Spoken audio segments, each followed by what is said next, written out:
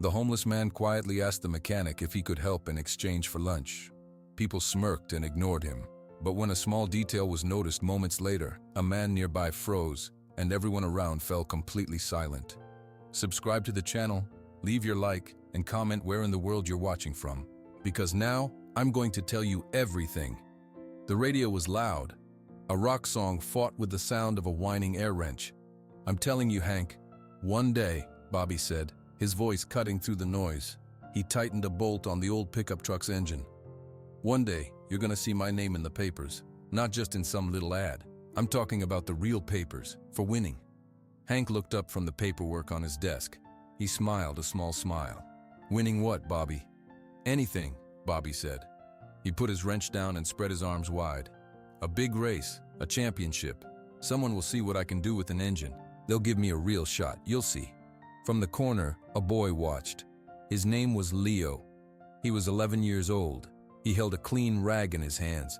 He had been polishing the same hubcap for 10 minutes, listening. "Hand me that 3/8 socket, would you, Leo?" Hank asked, his voice gentle. Leo jumped up. He found the socket from the rolling cart and brought it to his father. His hands were small but careful.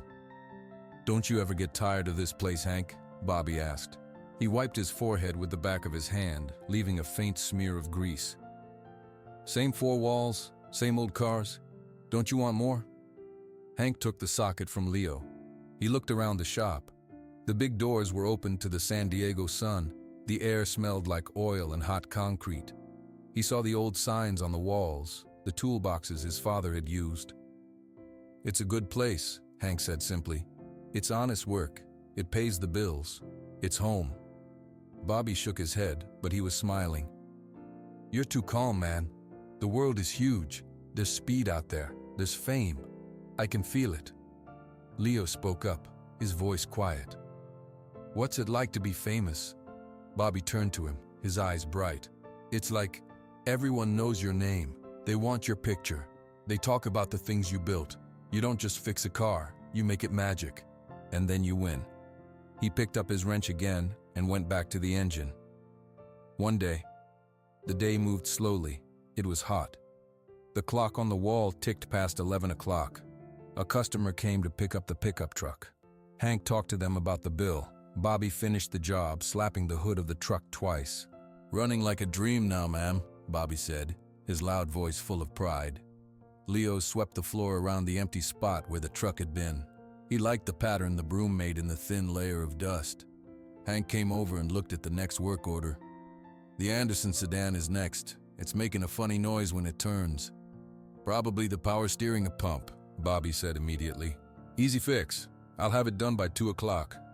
"Let's look at it together first," Hank said. He always said things like that. They pushed the blue sedan into the shop. Bobby lifted the hood. The three of them stood around the engine. The radio played another song. The fan in the corner blew warm air across the room. It was a normal day, a simple day. Nothing special was happening. It was a Tuesday. Leo listened to the two men talk about hoses and fluid. He handed his father a flashlight. He watched Bobby's confident hands. Hank's auto was a small world. The sounds were familiar. The smells were familiar. Hank, Bobby, and Leo were a family there. They knew their jobs. They knew each other. Bobby talked about a new racing engine he had read about online. Hank listened and nodded, cleaning his glasses on his shirt. Leo drank a soda and watched a bird hop in the open doorway. The sun was high in the sky. The day felt long and lazy. The shop was full of noise, but it was a peaceful noise. It was the sound of a normal day. Then, the phone on the wall rang. Hank went to answer it. Bobby started pulling on the stubborn power steering hose. Leo picked up his hubcap to polish it again. No one knew that in just a little while their small world would change forever. The normal day was about to end. The phone call was short. Hank wrote something down on a notepad. "Mrs. Anderson says the noise is worse when it's cold," Hank said, walking back to the car. "Told you, power steering pump," Bobby said, not looking up. He gave the hose a hard pull. It came loose with a pop. "See? Easy." Leo put his soda can down. He looked toward the big open doors. The bright sun outside made the street look white and hot. A shape moved at the edge of the light, coming closer. It became a man, walking slowly into the doorway. He stopped just inside, his feet on the concrete floor. The shop got quieter. Bobby's air wrench was off. The radio kept playing, but the man's presence changed the air. He was thin. His coat was too big for him, even though the day was warm. It was dirty and had a tear near the shoulder. His jeans were faded and worn at the knees. His hair was long and gray, tied back loosely. He looked at the floor, then his eyes moved to Hank. "Hello," Hank said. His voice was normal, polite. The man's voice was low and rough, like he did not use it much. "Good afternoon." Bobby leaned against the sedan, his arms crossed. He looked the man up and down. Leo stayed very still, watching. "Can I help you with something?" Hank asked. He took a small step forward, putting himself between the man and Leo. The man swallowed. His hands were at his sides, but his fingers moved a little, like he was nervous. I was wondering if you had any work, any small job." "What kind of job?" Bobby said. His tone was not friendly. "Anything," the man said. He still looked mostly at Hank. "I can sweep. I can clean your tools. I can take out trash. I do not need money. Just a sandwich. Something to eat." The words came out slow, as if each one cost him effort. Bobby let out a short laugh. It was a hard sound. "A sandwich? You see this place? We're mechanics. We don't need a janitor." He waved a hand at the man's clothes. "I can clean your tools. I can take out trash. I do not need money. Just a sandwich. Something to eat." The words came out slow, as if each one cost him effort. Bobby let out a short laugh. It was a hard sound. "A sandwich? You see this place? We're mechanics. We don't need a janitor." He waved a hand at the man's clothes. "You'd probably just get dirt on everything." "Bobby," Hank said, his voice a quiet warning. He looked back at the man. His kind face was serious. "I'm sorry. It's a small shop. It's just me, him, and my boy here. We do all the cleaning ourselves. I don't have any work for you." The man nodded. He had expected this answer. His shoulders sank a little lower. Leo watched Bobby laugh. He saw his dad be nice but say no. The man seemed so different from anyone who came into the shop. Leo felt a nervous giggle rise in his own throat. He covered his mouth, but a small sound came out. He wasn't laughing at the man, not really. He was laughing because Bobby laughed, and the silence felt strange. The man heard the boys giggle. His eyes flicked to Leo for just a second. There was no anger in them, just a deep, tired sadness. He gave another small nod. "Okay," the man said softly. "Thank you for your time." He turned around. His worn shoes made a soft, scuffing sound on the floor. There was a mark on it, a blur of old ink. The man, whose name no one had asked, stepped out of the shop and onto the hot sidewalk. He turned left and started to walk away, disappearing from view. The normal day was over.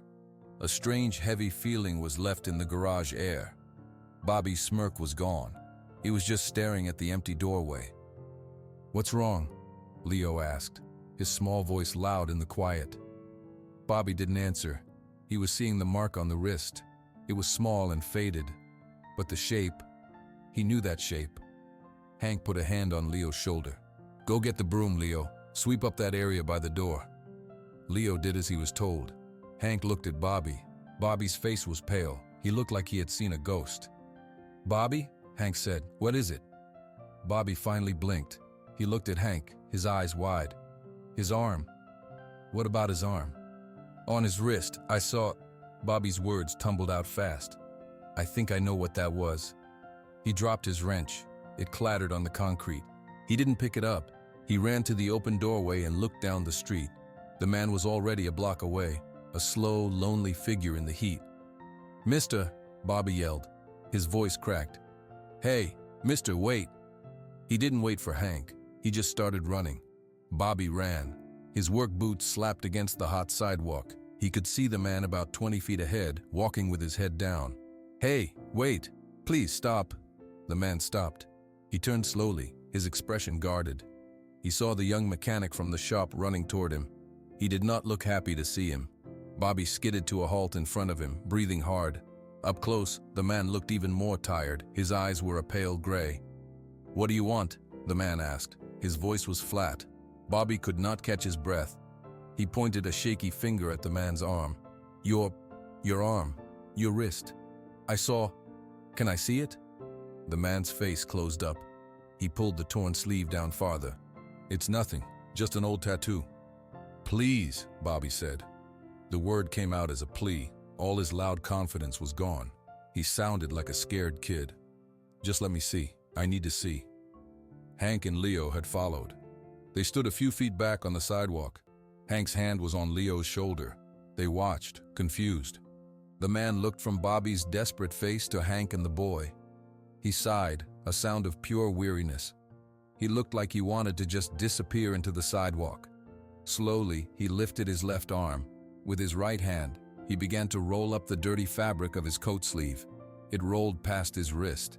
There was the small, faded mark Bobby had seen. It was the head of a bird, an eagle. It was just a glimpse. Further, Bobby whispered. Please, roll it up further. The man's jaw tightened, but he did it. He rolled the sleeve up to his elbow. The full tattoo was revealed on his forearm. It was not just an eagle's head. It was a full eagle with its wings spread wide. The eagle held a lightning bolt in its talons. The lines were beautiful, but the ink was old and faded. Underneath the eagle were two words in clean, simple letters, Stormbreaker Racing. Bobby made a sound like all the air had been punched from his lungs. He took a step back. His eyes were huge. No way, he breathed. No way. It's you. Hank took a step closer, his eyes fixed on the tattoo. He knew that name. Everyone who knew anything about cars knew that name. Stormbreaker, Hank said aloud. His voice was full of awe. Leo looked at the tattoo, then at his dad's face, then at Bobby's. He did not understand the quiet shock. Bobby was staring at the man's face, trying to see past the dirt and the sadness. You're David Miller, you're D-Bird. The man, David, quickly pulled his sleeve back down. He covered the eagle. He looked at the ground. That person is gone. But you're him. Bobby's voice was loud again, but now it was full of excitement and horror. You built the Chimera engine. You won 3 national championships in a row. I have your poster on my wall. I have all the posters. David winced, as if Bobby's words were physical blows. Stop. Hank moved forward.